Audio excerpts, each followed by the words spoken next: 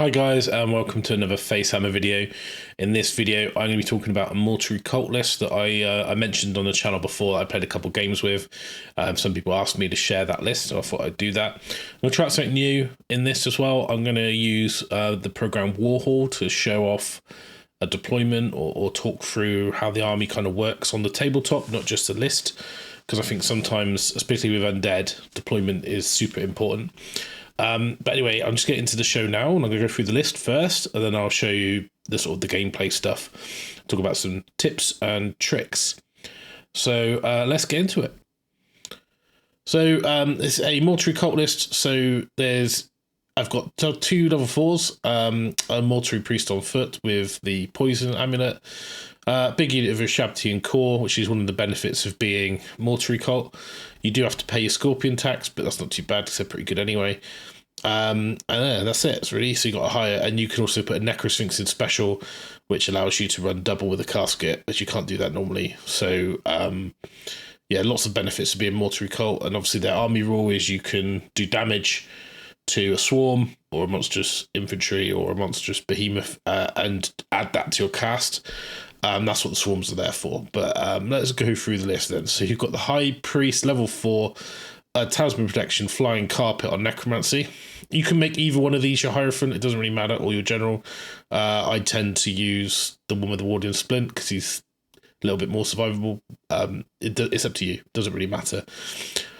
So Necromancy guy, you want to take Signature Desiccation on him, which is very good. You also want to really get Spirit Leech and Spiritual Vortex. Now the reason for those spells is the leadership debuff, and what you do is you cast that, then you use Terror Cause to charge the unit that's now minus leadership, try and make it run away.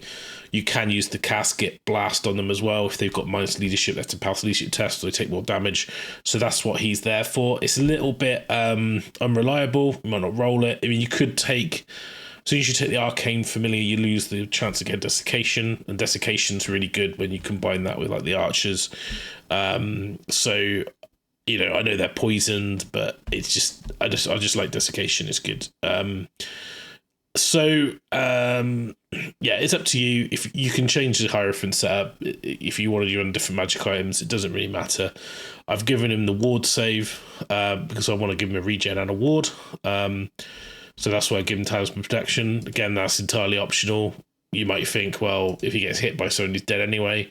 So I'd rather give him a Ruby Ring or whatever. It's entirely up to you. What you give him, I think you can't give him a Ruby Ring actually because he's got the Flying Carpet, but you know, or give him something else. Maybe you put him on a horse, Ruby Ring, whatever. Doesn't really matter. I'd rather have him survivable and be able to run around like a knob. So that's him. So Elementalism. This is probably the best lore. I think this is way better than Necromancy. Some of the spells in here are amazing. I mean, obviously, you've got Plague of Rust, which is just fantastic value when you're good for your shooting. It's an extra -2. It's a 21-inch range as well, so it's a really long range. I really like Earthen Ramparts. So, you know, it gives you a 5-up ward. You can't march. Oh, I can't march anyway. I'm not going to be charging my missile troops. And basically you count as being behind a defended low linear obstacle. So that means that it's difficult ground. There's no, you get disrupted, so you know rank bonuses. And also you lose things like you can't stomp, and you can't do other things that need to be base contact, like impact hits. So it's a fantastic spell. So I really, really like that. 5-up ward's good as well because you've got regen. It gives you a regen and a ward. So on new Shabti, it makes them golden. Wind Blast, fantastic. Push them back. You know, they have to give ground. Does some nice damage on it as well. Strength 5, -1 AP is really good. 15-inch range, bit short, but you know, you're flying. They want to come at you. The whole point of this army. This spell is absolutely clutch in this list. So what this allows you to do is basically remove a unit and put it anywhere you want within 12, not within 6 of any models. That allows you to do some really egregious things, like you can pick up a Shabti unit and move it 12 inches, but within 12 is just the point. So if you've got a line of 8, you can pick them up and put them almost like 12 inches from the left-hand side, and that's going to be the right-hand side. So you can go quite far with it. You can put them at different angles. You can put behind people. You can put your archer block out of trouble. You can go out of arcs. It's just a fantastic spell. It's honestly amazing. So I also like to give this Lich the reserve move spell, which means urgency. That also allows you to move the casket. It's in the FAQ, so you can basically use a reserve move on the casket, even though you can't normally move it. So that's quite nice. But it just allows you to do stuff like move forward, do your magic missile shooting, move back again. So you can do some shenanigans with that, like you'd be in a line, shoot, then go back into a block, things like that, because move is still a move. So it allows you to do maneuver, so you can redress ranks or whatever. So yeah, I really like this spell. There is an argument for wanting to pick these spells. Again, you lose signature, and I like the signatures. So it's up to you. Play some games, see how you feel. If you don't roll the certain spells you need, like if you don't roll Mystical, Plague of Rust, Spirit Leech, and Spiritual Vortex in the same game, you're just very unlucky. So I would say that's a pretty shit roll. It happens, but you've still got enough in the list to play with. You're guaranteed Desiccation, you're guaranteed the reserve move, you're guaranteed, the Cursed Blades. So it's fine. Then you got level 1. He's on foot. He's got the. You could make him a BSB, but I just don't like giving points away. If you want to reroll your Arise. He's on Necromancy. To be honest, you could put him on anything, because you're going to take Jaf's Cursed Blades, so it doesn't really matter. You might put him on Elementalism in case you don't roll Plague. It gives you another chance to roll Plague or Rust. Then you probably take that over the Jaf's Cursed Blades. So that's probably what I would do. Let's do that actually. I'll switch it out. If you don't roll Plague of Rust on the level 4, then maybe you could do a 1 in 6 chance on this guy just to back up.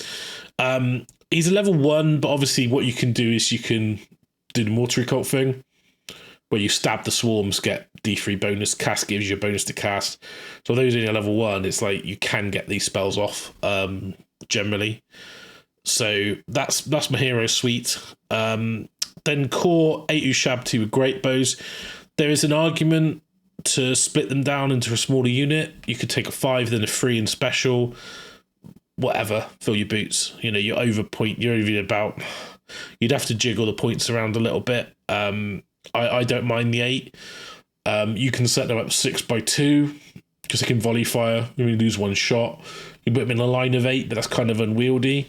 If you put them in 2 ranks of 4, then you get 6 shots if you don't move. They've got long range. They hit really hard. For people who don't know, they don't have modifiers. They're always hitting on a 4, and they've got the great bow, strength 6, range 30, AP 1 of armor bane, multiple wounds with volley fire. It's just amazing.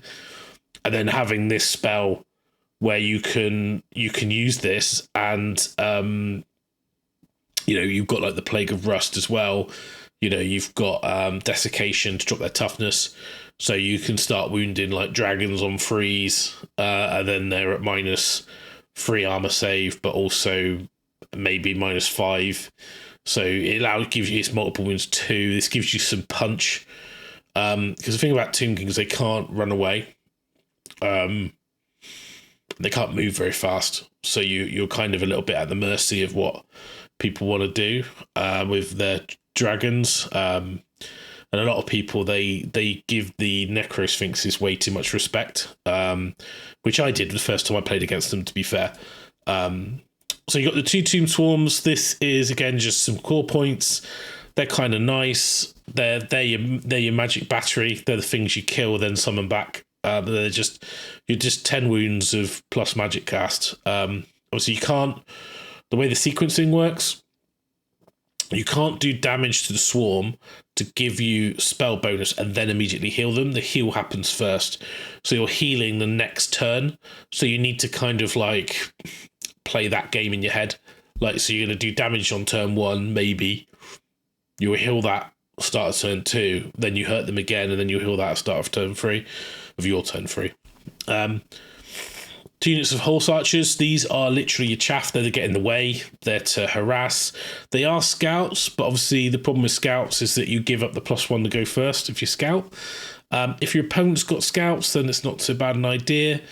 If you've got 11 drops in your list, so a lot of people probably have less.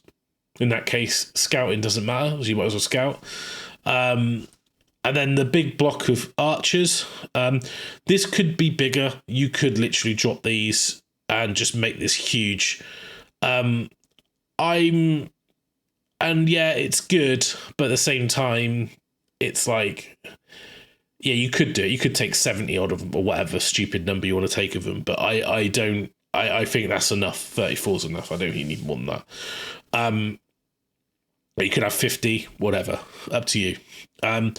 But they've just got a champion, and the idea is the Lich Priest Sazd there, and gives them poison shots. And then you shoot at whatever you want with poison. And then if you've got Plague of Rust, you can Plague of Rust them and drop a save by 2.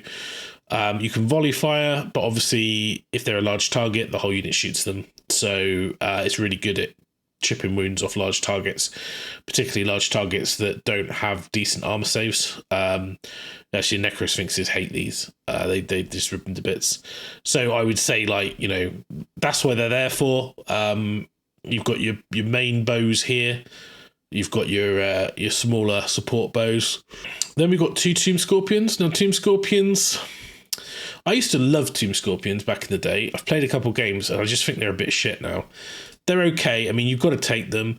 They've got heroic killing blow, you know, so they're pretty good because they've got these claws, you know, killing blow and monster slayer. They've got -2 arm pierce. They're pretty good. They've got 3 wounds, which is the biggest problem. I don't pay for any of this. Can if you want. You could try it out. It depends on the meta. There's a lot of stuff that might be good. Honestly, I Vanguard them up, and they're kind of like chaff +2. They're the other 2 chaff units. They can threaten things as well. They're pretty good at fighting other chaff units. If you don't roll like I do. They've got stomps, which is nice because they've, well, not swarms, because they've got stomps. That allows them to, I'm just double checking they do, pretty sure they do. Yeah, stomp attacks. That allows them to sort of get some guaranteed hits through, and against most light cavalry or dogs that you're wounded on 2s. So you should get like at least 1 or 2, which is enough to not crumble in the combat because you're indomitable 1, and they're tough as 5 with regen and heavy armor. So you'd be pretty unlucky to lose in a fight against strength 3 like cavalry and stuff. So I mean, they could pop a couple 6s, but you know, it's just a game in it. So they're only 70 points. I think they're a bargain for what the cost wise. I just felt a bit underwhelmed with how they performed. Maybe it's just because in my head they used to be like my favorite thing. Like, you put the marker down, they come up, you charge the character, you go for that killing blow, and 9 times out of 100 it doesn't work. But when it does work, it's cool. Necrosphinxes. Not a lot to say about these, really. They're just amazing. They fly, which means in a Tomb King army they can march, and the same reason why you give your Hierophants fly. Obviously, if you play against Bretts with the stupid horn, it's a bit of a problem. But hey-ho, at least they're not movement 1. Obviously, large targets as well. They've got Swift Stride and Terror.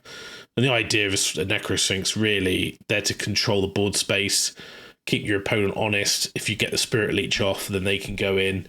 Your job's a good one. Then you've got the Casket Souls. And the Casket Souls, yeah, +1 to cast if you're within 12. And then it's also got its bound spells, which I guess it's this one. Yeah. So it has a power level of 3, so you add 3 to the cast.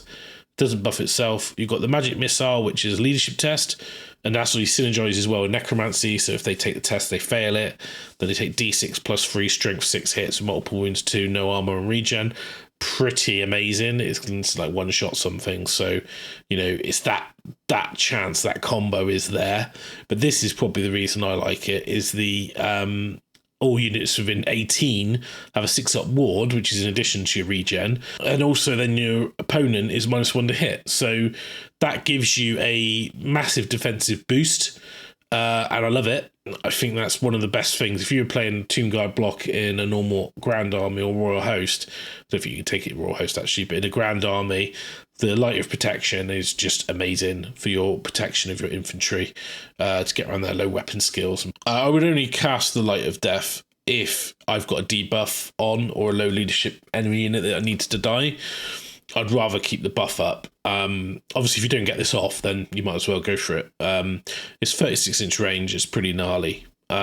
So that's kind of the army. Now, what I thought I would do is show you how I would deploy it or play it. And that's generally... you know, it's not that shocking. It's not that innovative, but I'll just talk you through. So I've got this program called Warhall where you can use new recruit to write a list. I'm using Old World Builder here because I prefer it layout wise. I think it looks nicer. I don't know why in new recruit it's like green and black and it's very 1990s website design. It just looks very like, ooh, in your face. This is a lot cleaner, sort of old world colours. What I've got here, okay, is I've got the army. And this is in Warhol. You can generate different battlefields. So this is like you know, open battle A, and then there's B, and then there's C. They're not basically it's the same position. It just swaps things around. So I'll talk about. I mean, you may have a different board setup, you know, so you're not always going to have this like this. But let's talk about deployment then. So you got the 35 archers, and then we've got the Scorpion and the Scorpion. Then we've got the 2 Necrosphinxes. That's the casket. We've got a level 4 and another level 4. And we've got a Mortuary Priest. So the Priest goes in this unit of archers. And I would generally try and stick him on one of the ends. And then really the thing you want to think about is, so this is the board setup. I'm on this side, right? I don't care what I'm facing. I'm not really worried about that. They're going to want to come at me, right? So I don't really want this as a landing point where they can come in behind the building and then leapfrog into my army. So this is kind of like dictating that I'm on this side. Also, there's a hill. If that's not a hill, it doesn't really matter. It's still the same. If that was impassable terrain or something, I'd probably still go roughly in this position, okay? So what I want to do is, deployment-wise, I want to control this sort of area of the board, and I want to make sure that if you want to come around, that's fine, but I need to have an answer for this. So what I will end up doing is I'll put a Scorpion like here, okay, because I know that this side of the board is... They want to sweep around it. Then this is a good, obviously, point for scouting archers as well. This is also a good point to scout the archers. So if I'm not scouting, I'll just deploy them here and probably symmetrically on the other side. And the same with this Scorpion. But I'll put this one a bit more central. It depends whether your Shabti's going. So what I can do with the Swarms, for example, is put them on this hill, put the casket just toe in the hill. Now, what this allows me to do is they don't block line of sight. Obviously, this is quite far forward, so you might want to decide to actually drop the casket back. It does get a reserve move. The good thing about having a hill or a wood is that if you get the reserve move, you can move it off the hill and suddenly it can't be seen. So if you don't want to get charged, for example. Now, where am I going to put my archers? Now, my archers are going to be here. And the reason they'll be on the flank is they are the tar pit. Okay, you might think that doesn't give me a very good field of fire, you know, and you might even put them in the wood because they're open order. You don't really care about being in the wood, and you can go on the line if you want. It depends if you think, you know, if they got vanguards, you want to be a little bit careful. So you can go a few inches back, maybe 2 inches back. In this case, the lit should be over in this corner. Because what I want to do is be near the casket. Okay. So this immediately means I need to anchor this flank with a Necrosphinx. Okay. So what this Necrosphinx is going to do, it's going to cover this area of the board. And it's going to say, you ain't coming in this area or you're going to get charged. Now, could wheel it slightly and you could do it like this. So what I want to do is line this up. Yeah. So the arc is touching this building. So anything that's, coming this side of the building, I can charge. Now, you could, for example, do it like this, but the building's going to block your line of sight anyway. Gives you a little bit more space. And its max charge is 19 inches. Is it 19? It's 9 plus 9, yeah, 18 inches. So you kind of want to make sure that there isn't a point where they can get in here where you can't charge and they can threaten charges on your main stuff. So I might need to move them a little bit more like this, like that. And then you notice here I'm covering this whole middle of the table. That immediately dictates what I'm doing with this Necrosphinx. And I'm probably going to whack him on the hill, to be honest. Obviously, if they've got cannons as well, you might want to sit off the hill with the casket and use the reserve move to get in range and just use it for the protection. So it does depend what you're playing against a little bit. And obviously, like, you could put them on the hill, which allows you to shoot with both ranks. So, I mean, it's kind of obvious. It's a bit of a crutch if you've got a hill there, to be honest.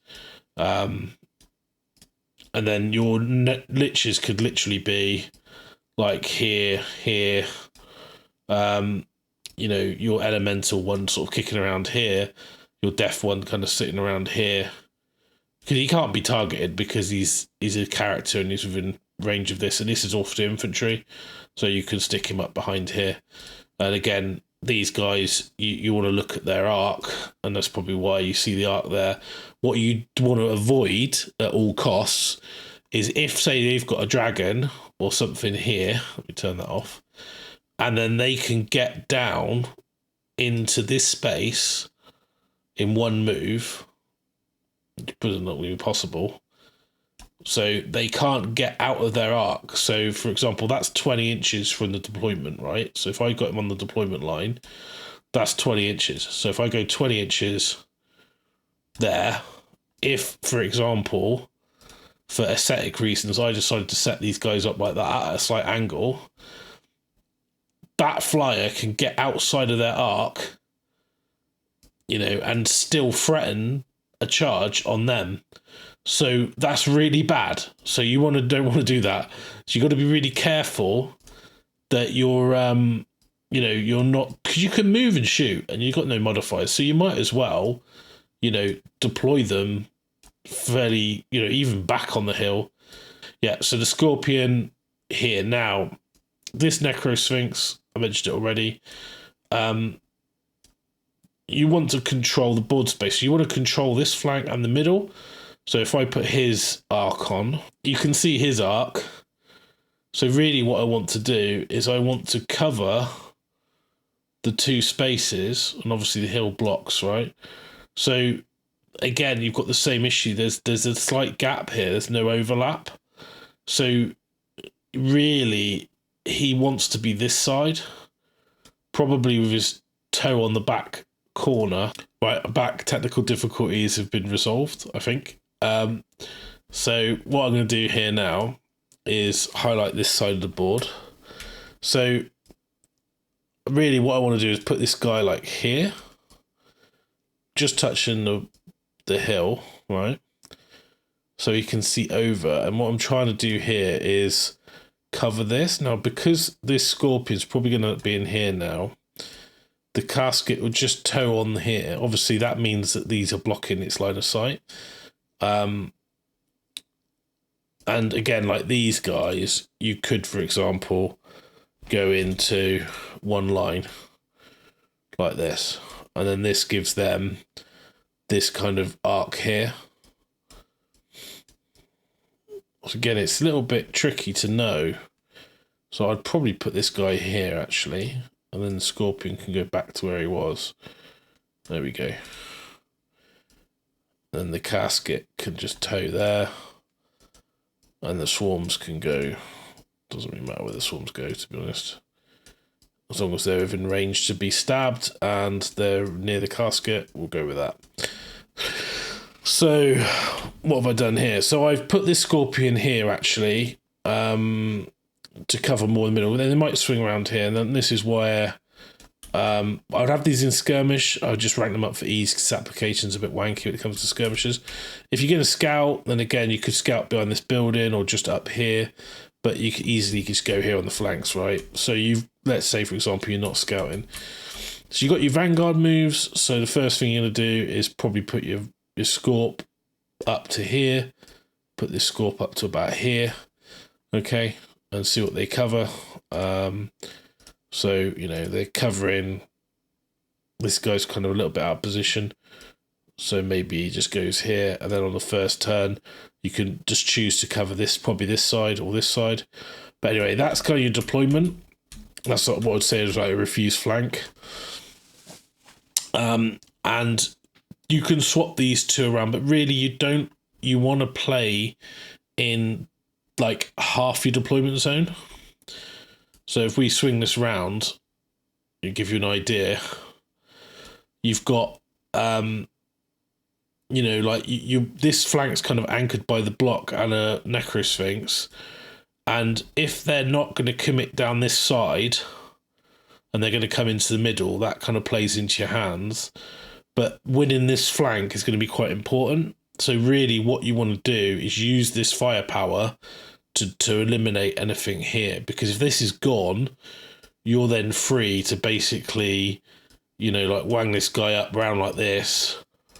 He can go and spin round. No, he can like go and block a charge. You know, your Shabti are free to wheel this way, move up. You don't really need the hill if you like this formation, so it doesn't really matter. So you could even step off the hill, which allows the casket then to see over the top. Swarms can come up and block because they don't block on sight. Your level 4 can then swing around here. He's within range of these. He's not going to get hit. The archers, again, can be like this. This Necrosphinx can basically hold this. These guys can come up around here. Scorpion can sort of do the same thing, sort of end up in the middle here. And what's important is you're using these to zone out and cover the area for your shooting. I would say that obviously best laid plans and all that, you may not have a nice hill, but this is kind of an idea. These guys being in the woods, you don't care. Now what I was talking about that spell, so let's just try and clear up some of these arc things we've got on, because you know it's let's get rid of their line of sight so we can see the board a bit more clearly. So what I was talking about that spell, right? Say for example he's dead, you know, maybe he's in combat over here, fighting something on the flank, they're dead, I don't know, whatever. And you're thinking, shit, I'm losing this flank. With your flyers, you could basically fly, ignore that, fly over here, wheel this guy's round, cast the spell on the Ushabti to move them within 12, and you could literally put them here. And you suddenly readdress your battle line. The other thing you could do is you could, for example, because as long as, how on earth did I do that? As long as from your point you're thinking 12 inches, right? That's quite a long way. So you can literally put them like there, but you could also put it there, you know, just within 12, and then any foot facing you want. So you could be in a line here, be in a line here. Could even put 12 here. As long as you're outside of range, let me put back in the unit. As long as you're, you know, you can see immediately that that's a big distance, because you could literally take a unit that's facing there. Let's put him back in. If you'll go in, there you go. Take this unit here and literally put it here and 360 it round, and then you can even use this. You know, Lich could fly over here. So if he's here, for example, where I had him before, ooh, I will get used to this. I do apologise, it's a bit ropey in it. You know, so that's 18 inches. So he's behind the building. You know, so you you've got the option, and this unit here could be here, you know, and that's completely legit. So I've gone from here to here. I mean, that's, you're not going to ever get to do that movement. So that travel elemental pathways, that's just amazing. And like, also you can, let me put him back in this unit. Oh, what on earth is going on? Right, so we'll try and fix this unit. Try to do this without the keyboard is probably difficult. So, you know, you can also go like, I want 4 columns, so I'll put them in this formation, you know, and then they become quite a reasonable block, you know. So you can do a lot of shenanigans with the spell, and you can still shoot. It's just a move, so it's all good. But that's kind of an idea of how the list works. You know, obviously you have to play it quite well, because, you know, these are actually not that hard to kill in combat. This is quite soft points. The Necro Sphinxes struggle against like Dragon Lords and stuff, so I wouldn't be too surprised if they go down in combat and they don't heroic kill and blow everything, because it's only one attack, you know. You'll find that your opponent will give them way more respect than they should have. But I've played a couple of games of it and it was very strong. I beat your Chaos Dragon list, but that's only because I'd played a Rust and he was a little bit timid. If he was a bit more aggressive and went for the Shabti, then I would have struggled to kill him. But yeah, I managed to drop him. But again, I had the Shabti here. His dragon was like, he flew the dragon like that in front of me. If it'll stop snapping, that'd be awesome. Like that. Then I was like, okay, I'll cast Elemental Pathways. And I just put them like that. I'm like, yeah, cool. Can't see me now. And I shoot you. So again, that's why that spell is so good. It just goes, I want to take that block and put it so you can't see it, can't charge it. And the 2 wizards being flying allows you to get to where they need to be before you need to cast it, because it's conveyance, so you can move in, then cast it. And also if you've got the reserve move on, you can move him out, cast it, then move him again. So it's like, it allows you to move more than once in the phase, because the reserve move's at the end of the shooting phase. So it's a lot of tricksy stuff with it. That's why that elemental wizard's so important. He's kind of key to the list. Obviously, there are some stuff that cause you problems, like if you're playing against element puppet, that's a bit of a problem. You know, it can go down to magic missiles and shooting. It doesn't like cannonballs for obvious reasons. But obviously you can use the infantry blocks with your infantry characters to try and dodge those. That's why I had the list where he was on a horse, but it's actually really hard to protect him on a horse because most of your units are infantry. But anyway, that's kind of the way it goes. I don't know how you feel about this segment of the list tech. If you liked it, let me know. If there's any lists that you want to see from different armies, I've been looking at dwarfs. I'm going to the doubles event with Dean and we're doing dwarfs and dwarfs. I'm doing expeditionary force. So we've been looking at dwarf lists. So I'm going to write a couple lists for the old Dwari and sensible ones. Because I think you could write a list with like loads of gyrocopters, but I just don't think many taunts will allow it. And then also I've got some Orc and Goblin lists in the works and some Boar Boy focus lists. So I'm happy to do other list texts like this and then take it to the table, show you how I'd set it up, how it plays, things to look out for. If you found it useful, let me know in the comments below. And thanks very much for watching. I'll catch you on the next one. Have a good weekend. Cheers, guys.